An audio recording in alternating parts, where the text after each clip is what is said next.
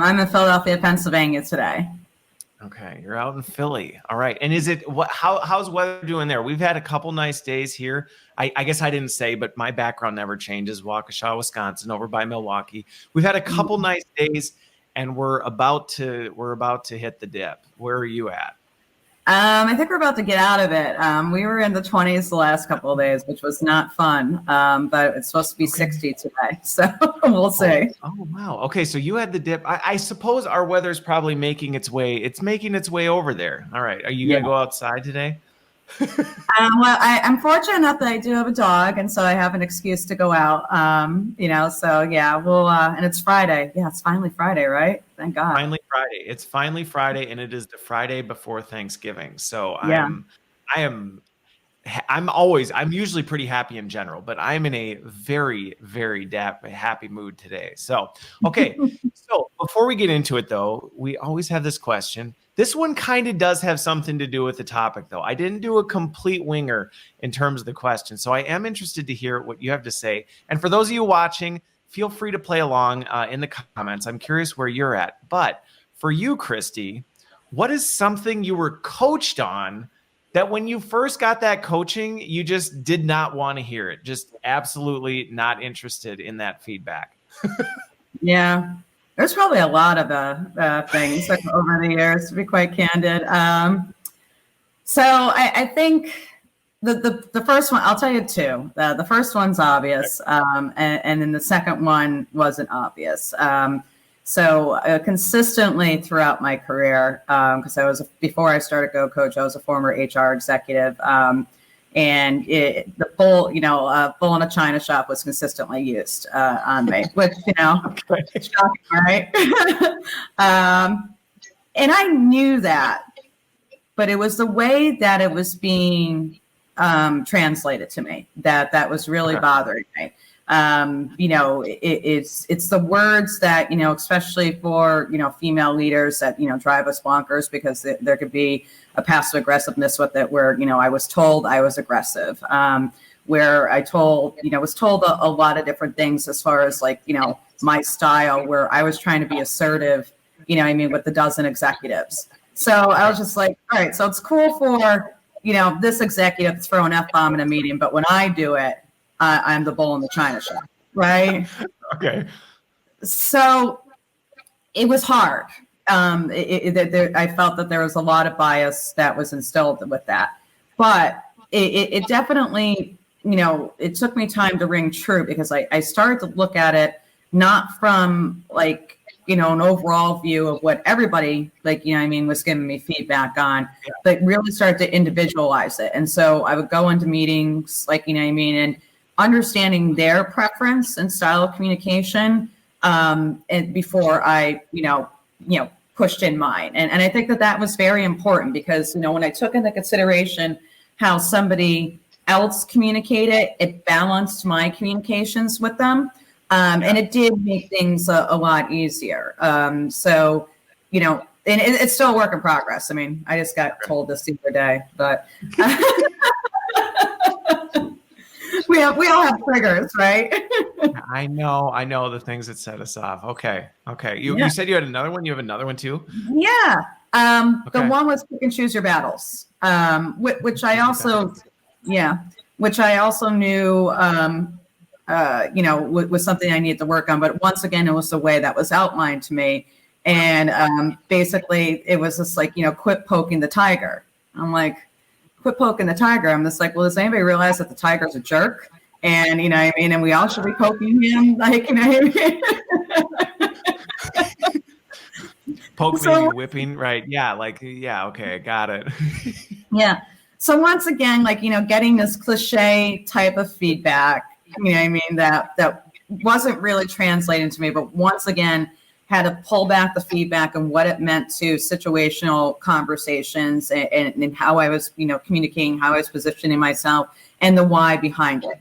And that's where the Susan Scott Fierce Conversations model actually really helped me, because when it came to, pick and choose your battles, I realized that some of the battles that I was picking were stupid. That they didn't mean anything. And when you look at the decision tree in, Susan Scott's Fierce Conversations, you gotta, if you're going to go into battle, look at the root and the roots in the trunk, because that's what's going to sustain the tree, not the leaves or the branches. They'll grow back. And so before I do go to, into something, like I look at it, is it a core foundational issue, or is it something that is, not a big issue right now and eventually will, fix itself. So I think that's been important. Okay. All right. Well, I want to dig into this a little bit, but also, so mine, right. Just right. You shared yours. I'll share mine.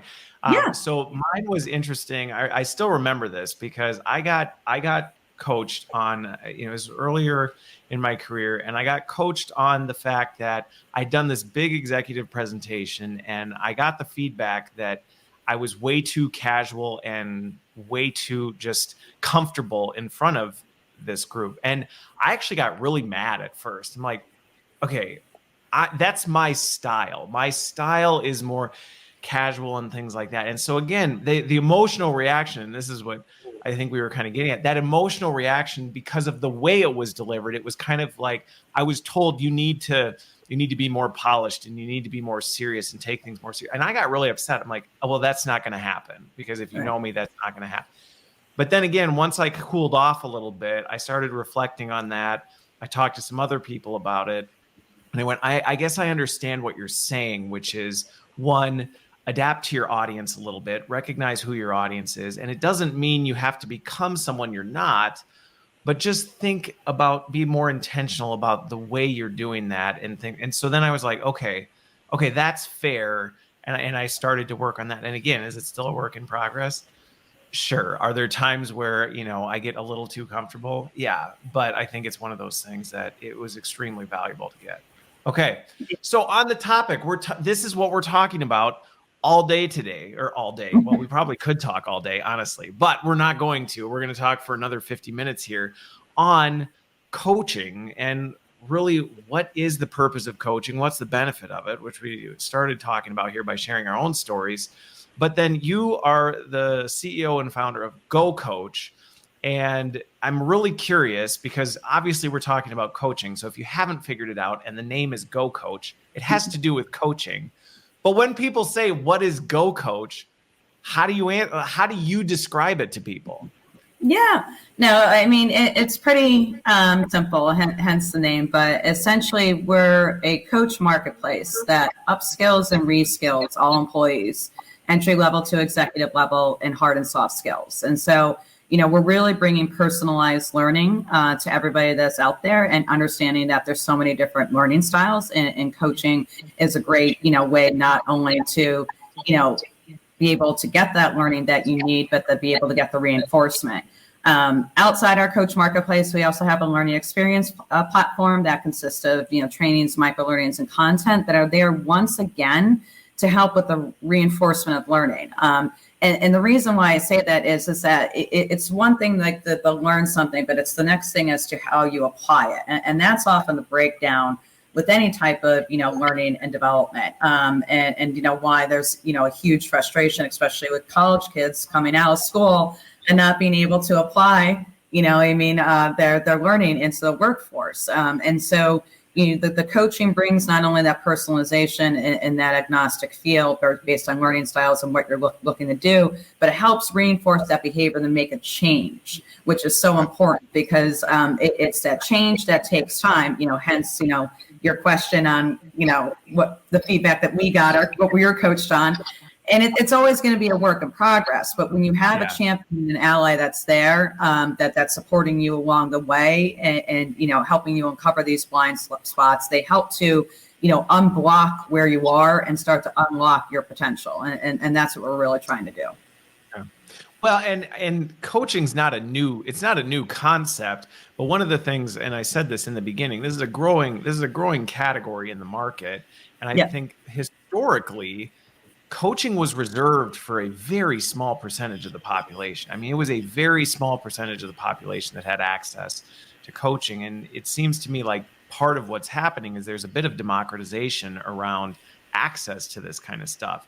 So in the coaching category, I'm curious about this, though. You talk about the coaching marketplace piece, is because I've seen coaching platforms that are totally async, right? It's 100% digital. You're dealing with a chat bot. or some sort of AI. Then I've seen on the other end, you're actually dealing with a live person. You're interacting with a true, real coach. Not true, a real coach. Where do you sit on that spectrum? Yeah.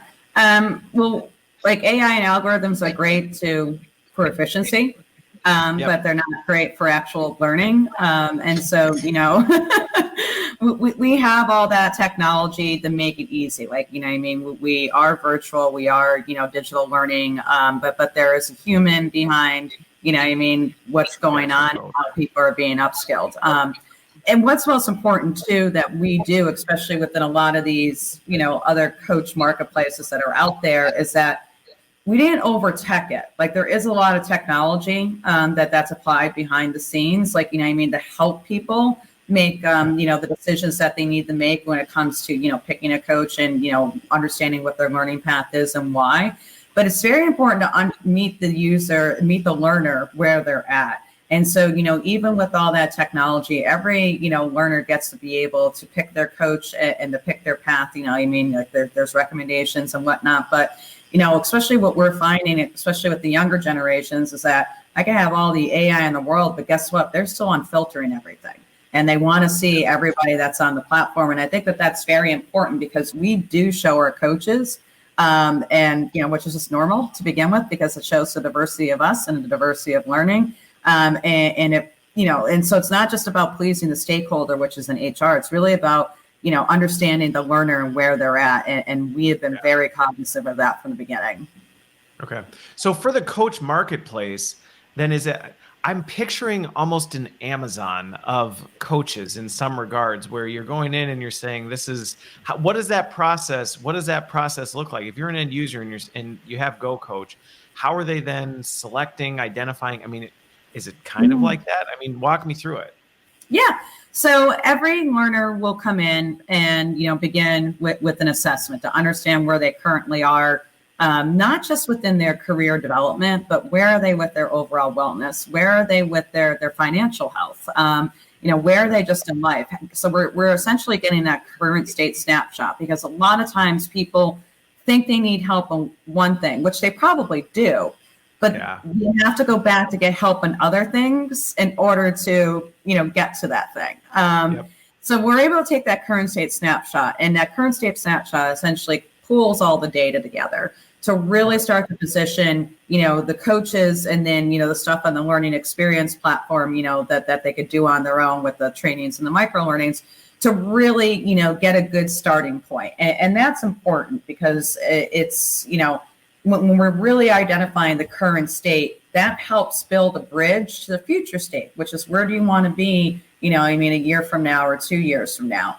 And so we're very, very heavy in the data and analytics, but we're also making sure that it's a guided journey, where they have the ability to say, nope, even though this data is telling me this, I feel I need to do X, Y, and Z.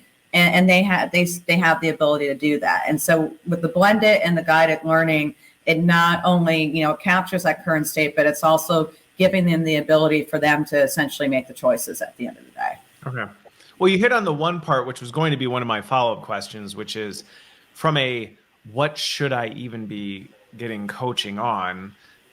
A lot of times people may not know, or they may think they know, but it's not really what they need, or they don't understand the underpinnings, because maybe this is the thing you really need coaching on. But to get there, like you said, you need to work on these things first to be able to do that. So this is actually then walking people through a process and guiding them to say, hey, based on these things, these are the types of things that we think. And then is it narrowing it down and then saying, and these are the coaches that can help focus in that area? Yeah.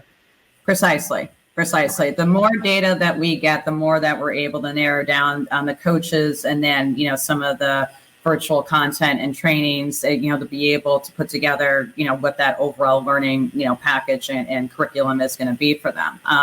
So just like, case in point, I'll use one of our first, customers, and, first, manager to go through the program a couple of years ago. She, struggled with communications, and, she was in a growing startup, and, running product management.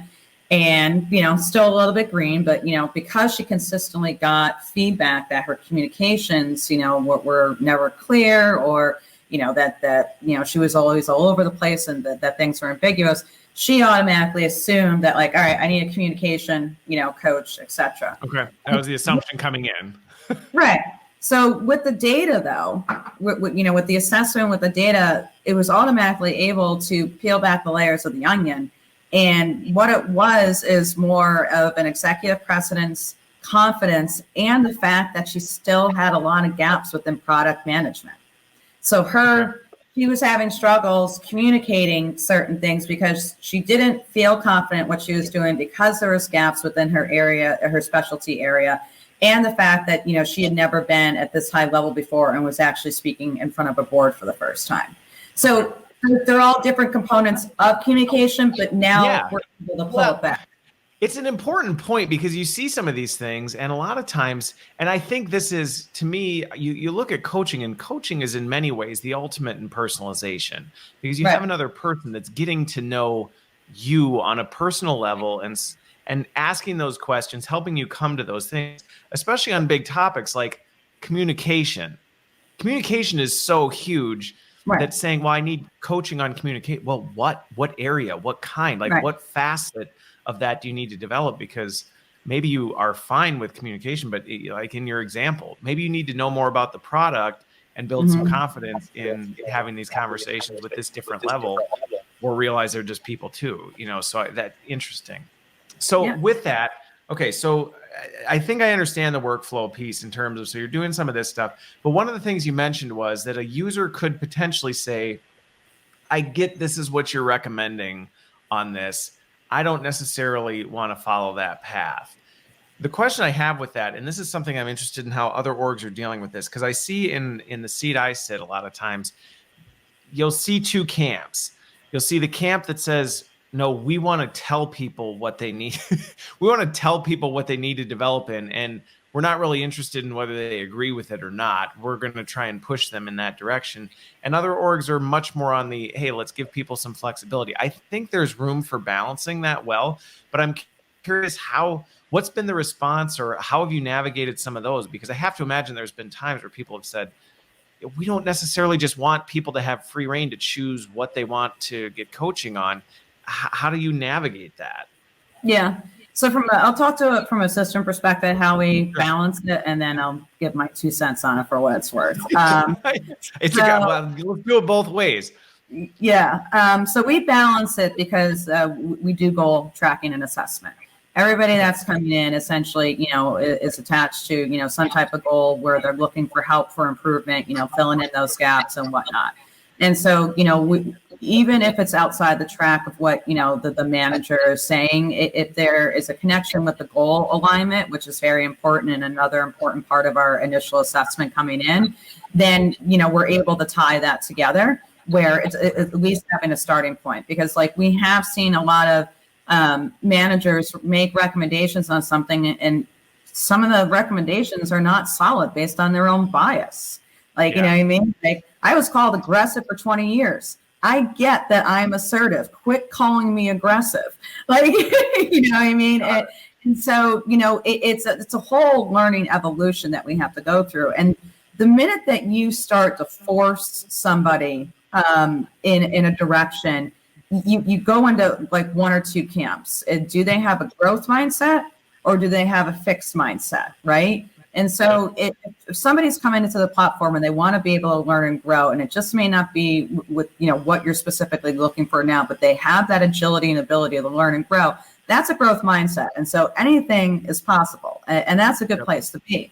But when a manager, or even when a learner, a coachee is in a fixed mindset, it doesn't matter what you throw at them. They don't care. They do not want to go beyond what they know. Like, you know what I mean? And so that it's very important, and the data and analytics show that too, because like, even if they don't think it, you can tell when somebody's been forced into this, and it's like they were told they have to do this. They don't really want to be here, but they're doing it because they have to, versus this person's doing it for their own personal growth and development. Yeah. Yeah, and the majority of the time, it's the growth mindset, like what I mean. Right. And in fact, like when we've had clients come in, or soon to be new customers come in, and they start off the call, well, like this guy that we work with, like like if he doesn't make these changes, then he's going to be fired. And that's when I stop the sales call. I'm like, just do yourself a favor right now and fire them. Like you've already made the decision. Like and save your money. Yeah, coaching and learning is not about saving someone. Coaching and learning is about growing someone. Yeah, and it's an interesting point, because you do see this, and I guess I'll go here with it next, because sometimes people hear coaching and have a bit of a visceral response, because it feels very like, oh, that's what you get when you're in trouble, or you're doing something bad. It has a very negative connotation, like, oh, I'm being coached because I'm not. And again, that's a little bit of a flip of the switch to say, no, well, not necessarily. Coaching is really designed for your betterment, your enablement, your ability to grow in these areas. Yeah, we all have vulnerabilities. We all have areas of development. Nobody's cracked the code and they've mastered everything. But I have to imagine you run into that times where you say, this isn't the right place to apply coaching to a problem. So where do customers typically implement something like, is this, and this gets to my next question, which is, do you see this? Is this something that people are doing on large scale? Are they doing this on large scale? Are they doing this on a smaller scale and saying we have this specific population? How are people typically doing it? Yeah, I mean, we have, I want to say 3 different type of customers. And we have customer number 1, which is extremely progressive, and where they have already applied what's called a learning wallet to every employee, where that they get a stipend every single year to say, hey, here's money, go out and further develop yourself. And I actually do think that the market is going to continue to go this way. Because you got to have that learner opt-in, which I think is very important in order to get that true ROI. And so in cases of those companies, they give it to the entire company. So we work with a lot of companies where it's every single employee has the ability to opt in to GoCoach and get their coach, and their learning and development stipend covers it. And, we see a lot of great success. And to be quite candid, for all the data and analytics that we have, they don't even care about the data and analytics. They care about the fact that their employees are using this and that they can see the difference, and they're retaining people. So that's, I want to say, one customer profile. The second I'm going to stop you on that one. Again, This is the style. This is the style of the show. We've got the 2 other customer types, but to me, that's a really important one to highlight for people who be watching this, because that not only addresses a couple things, but one of the biggest things with it that I think a lot of times our organizations struggle with is the fact that every employee, every person has their own unique development needs, but their own preferences and the things that they want. And where I see things go south so often is where we try and do this one size fits all, where we say, you know what, let's get this one thing and let's just blanket the organization in it and hope that it works. And the reality is it ends up costing a lot of money. You have a lot of lack of engagement, and it's not necessarily the best way to do it. And to your point, some of these more progressive organizations that are saying, hey, who are we to say, here's what development looks like for all of you. So guess what? Either take it or leave it, but that's all you get because that's all we've decided to do, versus saying development is important to us, but we recognize you have unique development needs and preferences. So let's stipend it this way so that our goal is for you to develop. Our goal isn't to force you to develop the way we think you need to develop. Now, that's a fundamental shift in organizational thinking. But I can imagine, like you said, these are your forward-thinking organizations. Those ones that are thinking this way, I have to imagine, like you said, they don't even care. They don't even care about the investment necessarily. Chris is like, this is what we've been going for all along, is to build this culture of development where people are developing, they're growing, they have this growth mindset, and we're facilitating that. So I think it's worth noting and going into versus, because I think a lot of people are struggling with this because they're still trying to make it work for everyone, and it just doesn't. No, it doesn't. I mean, And believe me, as a former HR executive for 20 years, getting countlessly grilled, like in board meetings and executive meetings, like I gave you $100,000, and 30 people left the organization. Like what did this training do? And we still have all these problems, and it's just like, well, first off, learning's not one and done; it's evolving. Yeah. And so we have a starting point, but that's often the issue is that that starting point is hard to get further because we are doing a one size fits all. Like when you're looking at annualized, personal wallets where people can go out, to, different places and look at the things that they want to be able to learn and involve in. And there's a personal choice attached to it. You're going to see much greater ROI.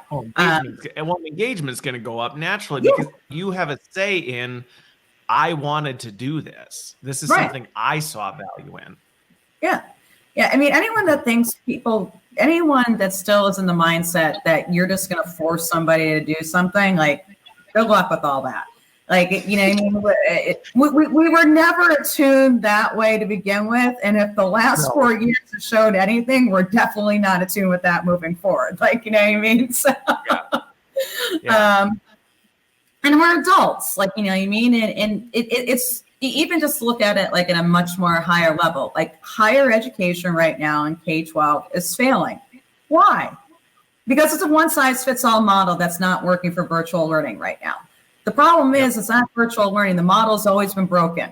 So, that's just it. But virtual is getting it's taking the blame. It's like, well, see, virtual doesn't work. It's like, no, we're trying to apply a broken system into a different category that it was never designed. Yeah.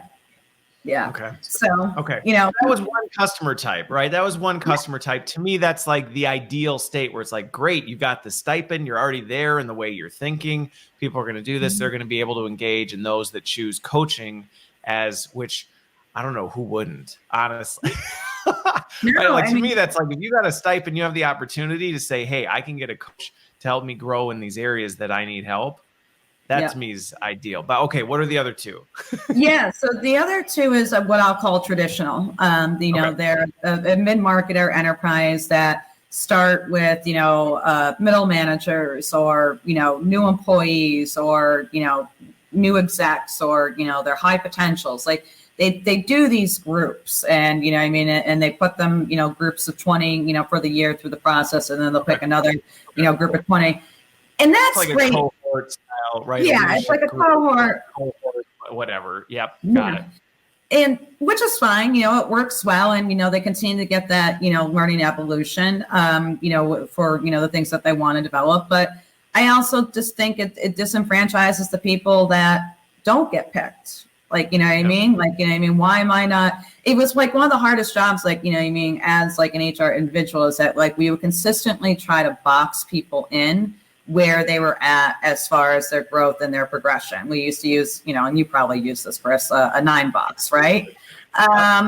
And, you're literally putting people in boxes. And the minute that you put people in a box, you're boxing out their potential, right? And that's your opinion, by the way. And granted, there may be some data, and evidence behind it, but when you put somebody in a box, I think it can be very limiting. And so, while the traditional buyer, I understand what we're doing, that has been the norm within organizations for a little bit.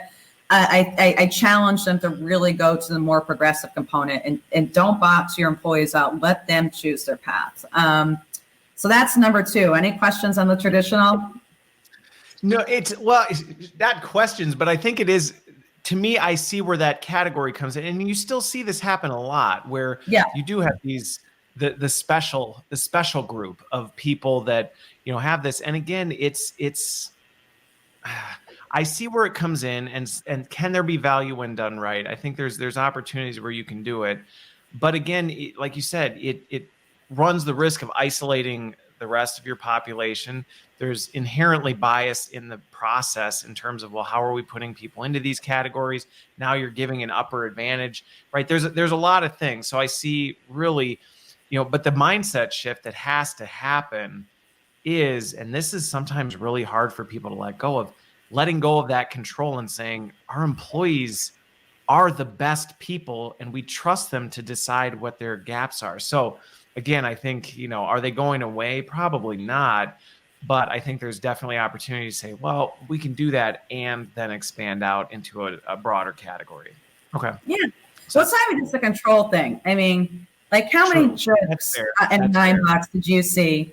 You know what I mean? That jerks in a high potential category. It's not just a control thing. It's a protection component. And it's one of the reasons that we have is such not only systematic racism, but systematic bias throughout everything. Every single process and theory that we have put in place continues to benefit the people that it's always benefited. Like, you know what I mean? And like, you know, like when people like laugh with us, like, oh, coaching's for executives. And it's like, you know what? 9 out of 10 times executives are the last people that need coaching. Start to work on the people who still have like that growth mindset that want to learn and evolve. And you start to breed a new group of people that have that open mind, you know what I mean? And don't get stuck, you know what I mean, in these, you know, terrible habits and, you know, that eventually, you know, takes over, you know, their identity and who they are. And that's what always used to drive me. That's why I was so excited as democratization of coaching started expanding, because again, this is the kind of stuff that's instead of the divide growing further, which is the people who are on this end just keep going further out because they have executive coaches that are they have all these access to resources. Now you can actually reach and actually start to close that gap. Yeah. Yeah. So, I mean, I think we're getting there, but like, once again, like, it's why when we built GoCoach, we knew we were going to be applying a lot of technology, but technology wasn't going to rule the day, because the minute that we let it rule the day, it's just going to continue to put you back in the systems that we're trying to break right now, right? And that's why having that agnostic, you know, user feel of, you know, being able to go to a place like, you know what I mean, that's safe and supportive and, you know, have options and be able to help, you know, bring your own path, you know, that's still tied to goals. It's like, it's once again, like anybody can get to a goal. It's how you did it that matters.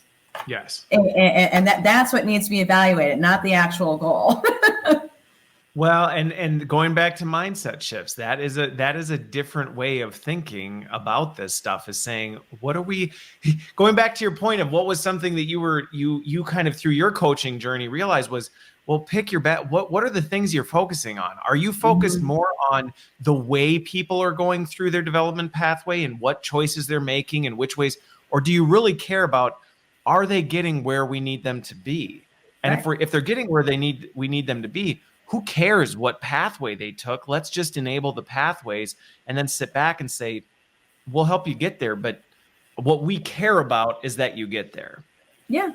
Yeah. I mean, it's getting away from that micromanagement, you know, thing. And a lot of times, like, you know what I mean, control is easier for us rather than, you know, learning and identifying and, you know, getting to know someone. Like, you know what I mean? Like, it's easier to abuse the hell out of a policy than it is out of a person, right? But it eventually abuses the person. Well, and the thing is, I was talking about this on a panel the other day, and you know, sometimes we're pretty hard. I think we're pretty hard on ourselves, and for good reason. We should be. There are lots of things that we can continue to look at and go, why were we doing this anyway?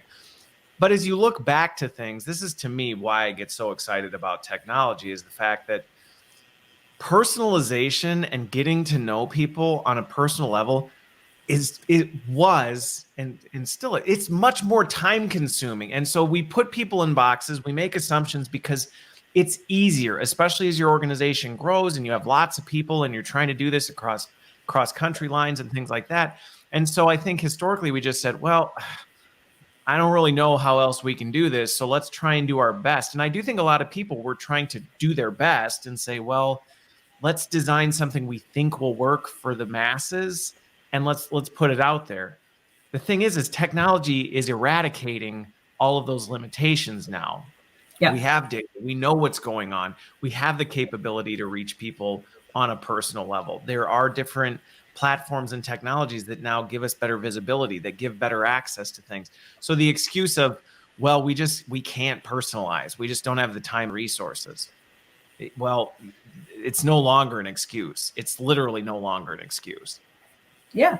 It's one of the reasons that, you know, I created this. Like, you know, one, if I stayed in HR, especially, by the way, all the HR people that are out there, God bless you. Like, you're doing a fantastic job with this, you know, year. Because I know if I was in HR right now, I would probably be, you know, in a jail cell from, you know, all the different pressures, you know, because I mean, But it was one of those things like, the reason I make that statement is that, our job was always hard enough. And I was really frustrated, leading large organizations and not being able to find something that had meaningful value to the employees and to the organization. And that's where it drove me nuts. I ripped out more systems than I actually put in just so we can get to those constant conversations rather than having some stupid form that takes somebody 2 hours to write. And we wonder why everybody hates performance management. They hate performance management because of the system behind it, not the actual, delivery component. And so easy is not always effective and efficient. But with technology now, when used the right way, we can make things easy and efficient and effective. And that's where we have the ability to do so, to your point. Yeah. Well, and that's just it, is now it's less of a this or this, and it's a this and this. And I think that's the exciting part about this. But again, this is where, and it's why I started this show. In order to get there, you have to understand this stuff. You have to understand these capabilities. You have to know they exist so that you can start challenging the status quo of what you know today, which is, well, this is what we have to do because this is all you can. And it's like, no, it's not anymore. Right. It's not. That might've been true 5-10 years ago. Today, it's not. Okay. So the third category, right? We went on a bender there, but let's do the third category. Who's the third category? Third category is what I like to call Neo, from the Matrix, because they're the large enterprise companies that are completely matrixed, and there's so many different fiefdoms. You don't even know where to start. There's no consistency. Some are centralized, some are decentralized. It's a hot mess, right? And so within that, I'm familiar with those organizations. Yeah. Me too. The good news is that we built the platform to, regardless of what, highly matrixed, neo world that you live in. You can have multiple buyers that come in from, multiple different divisions that can do the learning and development stipends and can do the blended learning, or can just do, the traditional training and development. So we have built a very, flexible and programmatic, platform that really, gives you that not one size fits all, but everybody fits all type of model. Knowing that there's going to continue to be, shifts and transformations, within L&D, especially for the next 3 to 5 years. And so within that, we make it easy so each stakeholder can still have visibility into, one part of one company, and, while somebody's looking at another part of the company, but everybody that comes in, they get the same service irregardless of how their division is handling things, if that makes sense. Yeah, it does, because you've got the different use cases. So use case one is kind of your progressive centralized organization where you have central control of this. You can do budget management, stipend management, all this through a central function, which is great if you have that setup. If you have that setup, kudos. It's awesome. Really, if you look at category 2 and category 3, they really address the similar use cases, though, which is it's not a central one size fits all, because you said it's not that, but it's like you can't centrally govern all of this. So you may have these either cohorts or pockets, or you have these functions or fragments where they say, we want to do this for our division, things like that, which in large matrix global organizations, trying to target a central, there is no central person. There's not a person you can go to and say, we're going to do that. But if I'm understanding you correctly, in those environments, you're then connecting those dots on behalf of that organization so that there is still visibility into, hey, where is this being done? How is it being used? Because I have to admit, there's a ton of data, of valuable data to an organization to see, hey, what is our talent doing? Where are they developing? What are the things?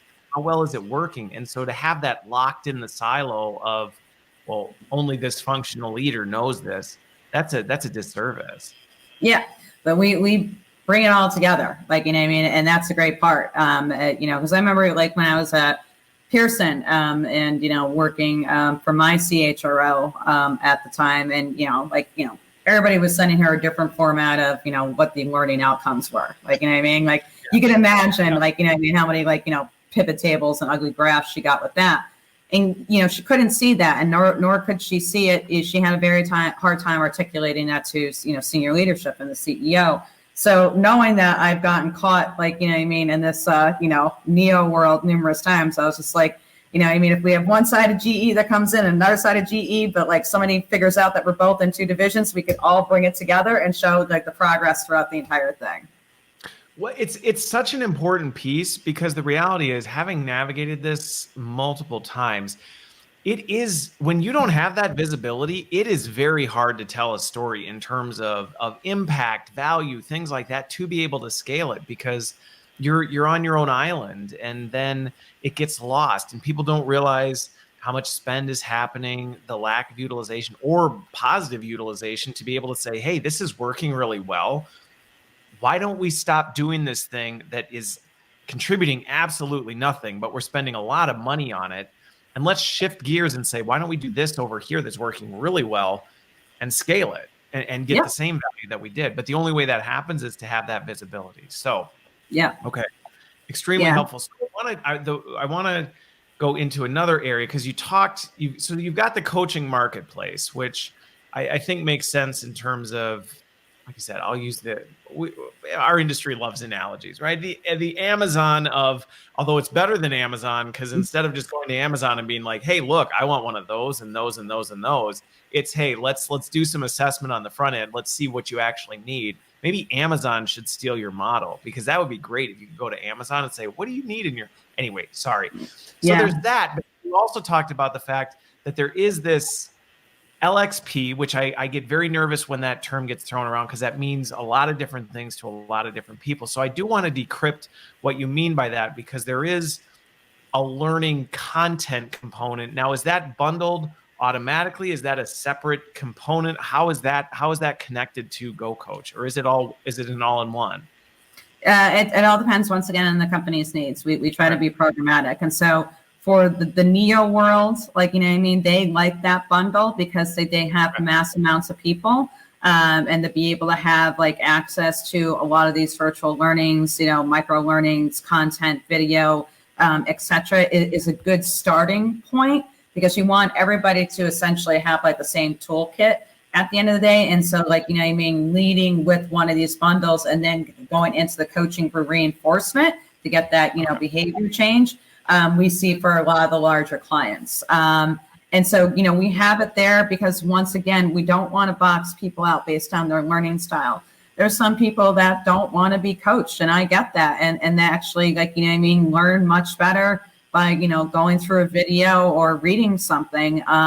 And so, I'm not just looking at this from a buyer perspective. I'm looking at it from a learner perspective, and making sure that we don't become some monolithic, giant that only helps, like, a quarter of the population. Like, like that we have that agnostic view. Okay. Well, and Venus had asked earlier about this in terms of, applying human-centered design into the process. And I think just in general, what we talked about earlier on, thinking about, hey, if you do a stipend model, you're already being more human-centered in your design, because you're saying, well, let's put the person at the center and say, what do you really need? But I think your point about the learning content side of it is that's also being more human-centered for the org to say, well, what do you need based on where you are, and what do your employees need? Maybe they do need content. I think from a learning preference standpoint, I personally, we all learn through experience and practice. And I think that's the thing that I think how you structure that pathway is really important. And again, some people, like you said, they may want that additional coaching. Some would rather be kind of on their own island and things like that. I think coaching enhances anything you're doing, whether you like it or not. To me, I think where you see people that resist the coaching is really a lack of understanding or a perception of what it is, that, oh, this is a bad thing. I'm going to have somebody tell me, I'm going to therapy, right? I can see that. So with that, though, for people on this, so it's almost in some regards for organizations that may not have, I have to imagine this content then is aligned to specific skills that you have focused your coaching around, that you say, hey, we know we coach to these things. These are the topics that we coach to most frequently. So you've started creating digital content to supplement that then can be added on if an organization says, well, we don't really have any of that right now, or what we have isn't really that useful and we want to align the two. That's then where people are blending the coaching marketplace with the learning platform, correct? Yeah, and it's also for reinforcement too, because like, a lot of stuff takes time. Like it takes people 5 to 7 times just to hear something. They might actually do something. So that's a lot. But let's pick on digital transformation, because literally every company is going through a digital transformation, right? So let's unpack all that. And within a digital transformation, it just isn't, moving the company from A to B and jobs changing and people changing and, how the organization is going to operate that's changing. It's a whole change management practice. And so, I used to get laughed at, 10 years ago when I was, going through digital transformations and I brought in, change management training practices. And they're like, this is all fluffy. I'm like, no, it's not. This is actually a pragmatic, project plan for people to go through every single different stage of the organization to be able to transition from, A to B. And so, if somebody's being coached, and, one of the biggest things that they're getting coached on is that change management, which, by the way, is number one of all the things that we coach on. When we look at all of our data analytics, it's change management, communication, and, situational leadership. Those are the top 3 things that people, are using within the marketplace. So change management is huge. Anyone who says it's fluff, look at the data. You've got actual data to back it up. Yeah, actual data to back it up. It's a lot of use cases. So, but you hear these change management concepts for the first time, and it makes you uncomfortable because it does look fluffy. You know what I mean? And then you start to apply it. And so when you're getting coached on this, a lot of these content resources and libraries that we have helps reinforce what they heard. Because remember, 5 to 7 times just to hear it and then to actually take action. And that's very important as far as the learner journey too. Okay. Excuse me. So sorry. Something got stuck in my throat. It does make sense though, right? Because no matter what you look at, and this is one of the things that I think has actually been interesting to watch, is that there was this kind of moving trend where I think we've hoped as an industry, as organizations, it's almost, I compare it to the dieting or fitness industry. We're always looking for this thing, what's that one thing we can do one time and magically everybody just changes. And it doesn't work that way. That's not the way people grow and develop. They don't watch a micro learning video and suddenly they're a master communicator because, well, I watched this TED Talk or I watched this really insightful thing. They do it by watching multiple things or experiencing multiple things, getting coaching on how to do that well, practicing it, getting feedback on that. So I think that's one of the things that, we continue to battle that back. And I think this is an interesting point of you're approaching this from a holistic standpoint of, we have some content, we have some digital content designed to augment and supplement this.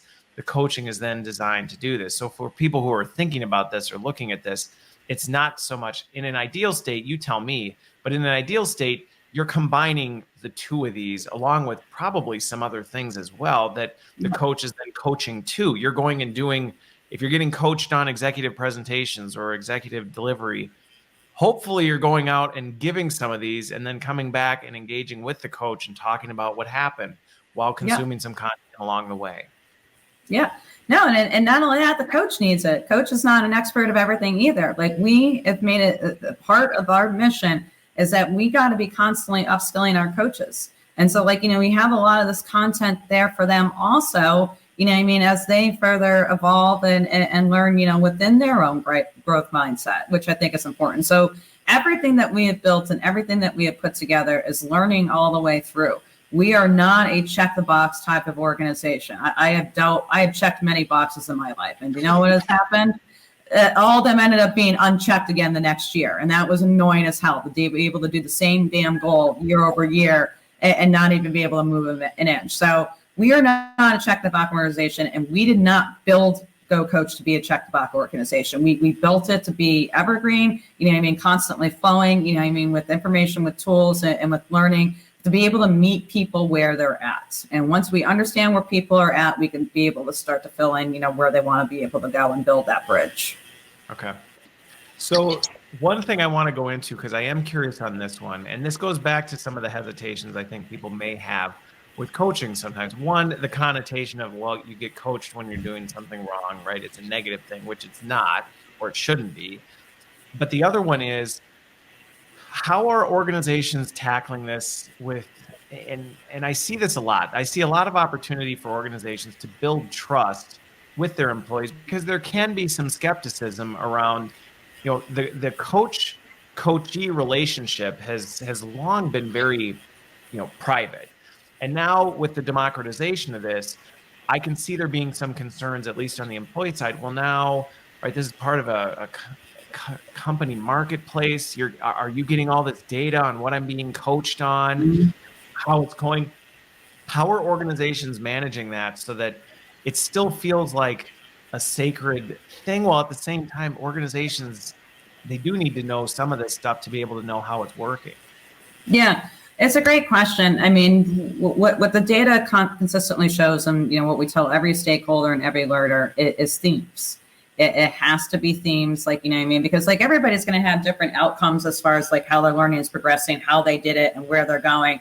But those data themes, are very important, because it also shows where the organization is at when it comes to culture, when it comes to engagement.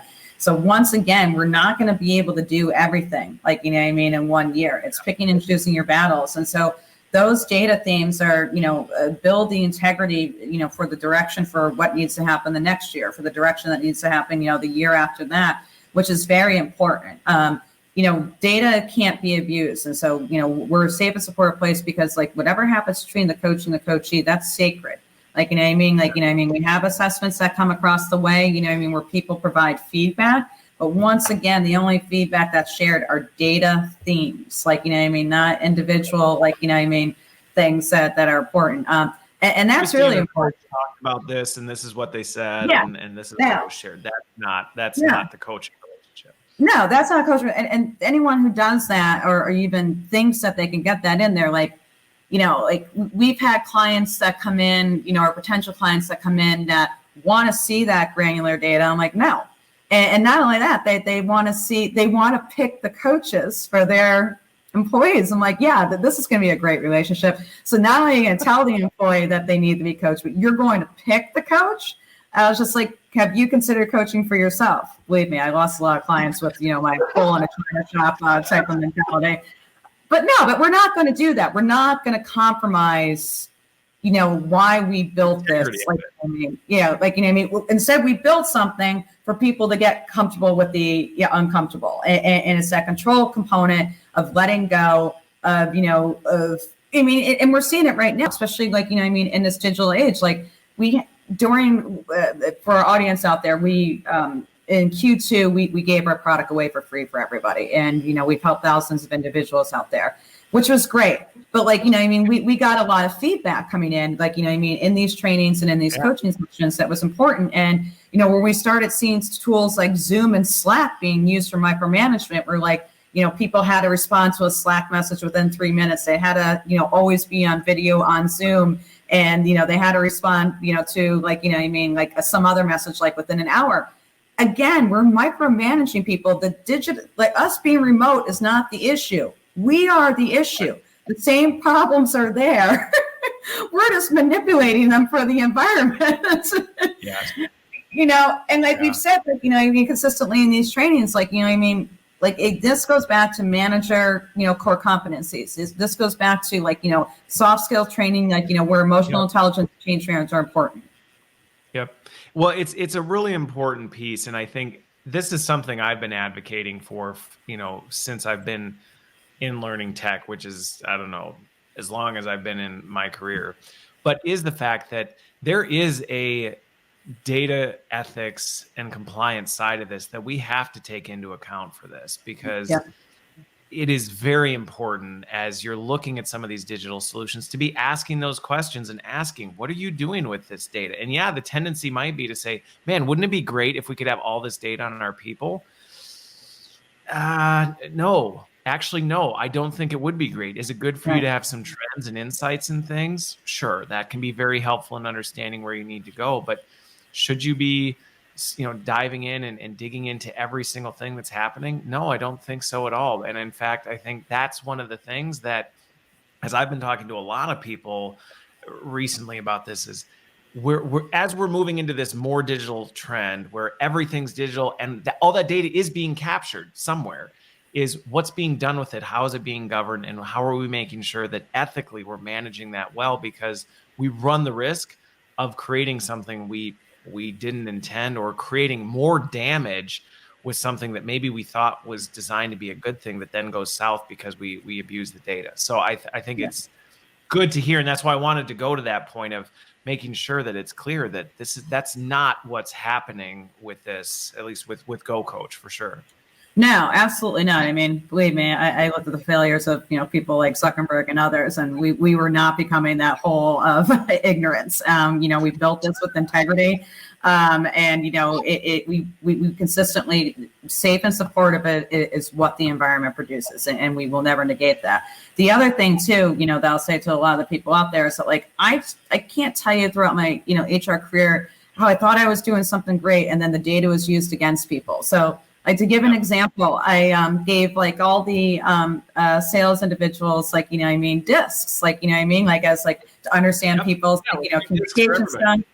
Right. Which is great. Right. Until once again, it was getting manipulated, and they stopped hiring salespeople that were falling within an S, or a C, because they weren't aggressive enough. I'm like, no, the point of the disc wasn't to use the data against people. It was to show where people at, so how to communicate with them. Like, I know it's and that's where when I'm working with people, or even just within my own teams, and we're talking about this, it's always how could this be used? How could this be used wrong? Like, let's make sure we think about those things. Let's not assume it's always going to be used right, because then that way we can think about how can we safeguard that? How can we protect this? Things like that. So the one last question that just came through, I am curious, you did mention earlier on, but Venus asked this one. So in terms of people who are doing this stuff, how, even though they may not necessarily have a clear ROI to, okay, well, now we've seen EPS, how typically are people then connecting this back and saying, all right, we did this and we're seeing this benefit? What are some of those measures that they're using to explain that or tell that story? Retention. It's all about retention. Like, people talk about career advancement. People talk about promotion. People talk about career lattices. People talk about pay equity. It all boils down to retention. If you can upskill and retain somebody, like, you're saving the company tons of money, plus you're evolving the individual, which is a win-win.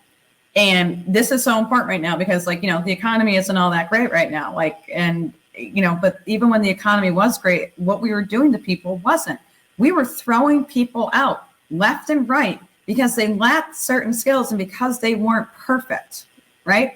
Do you know how many people and money that we lost in what was supposed to be, like, the best part of, like, like the economy? We were throwing people away left and right. We've pissed away more money. Sorry.